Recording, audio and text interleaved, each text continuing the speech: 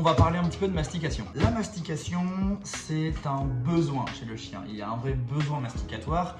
Et si on ne répond pas à ce besoin, vous avez toutes les chances que votre toutou se mette à dégommer vos chaussures, les pieds de la table ou juste tout ce qui lui passera sous la dent. Pour répondre à ce besoin masticatoire, il existe plein d'options. La mastication animale et naturelle étant selon moi bien évidemment la meilleure. Donc, j'ai reçu un gros colis. Je vais profiter de ce colis pour vous parler un petit peu de mastication et pour vous montrer ce que vous pouvez acheter. Je précise, ce sont des morceaux d'animaux morts. Voilà, il faut être clair là-dessus. Évidemment, les morceaux ont été prélevés une fois que les animaux étaient morts. Mais voilà, il ne faut pas être trop sensible par rapport à ça. Ça sent pas bon du tout. C'est clairement... En plus, là pour le coup, je me suis vraiment chauffé à prendre des trucs avec des poils cette fois. Là, je pense que c'est...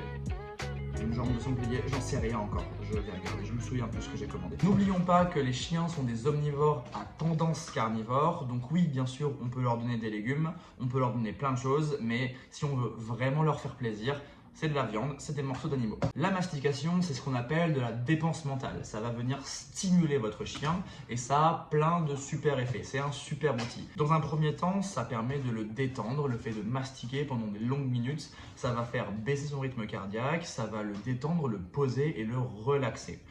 En plus de ça, c'est très fatigant pour un chien de mâcher pendant des longues minutes. Donc après une bonne session de mastication, Loulou il est complètement fatigué, on l'entend plus, il bouge plus. Alors, on va regarder un petit peu ce que j'ai reçu. Corne d'agneau, jambes de sanglier, peau de chameau, méga peau de bœuf avec fourrure, 70 cm.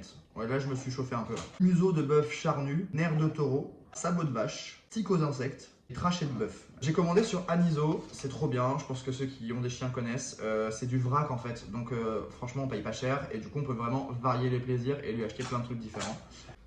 Trachet de bœuf,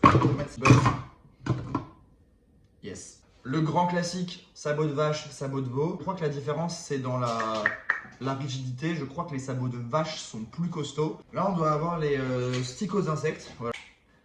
Ça doit être le museau de bœuf, vu qu'il y a les deux narines, j'imagine sans peine que c'est un museau.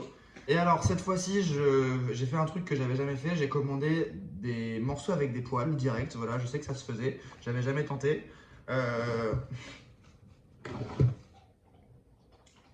Théma, la taille du bousin.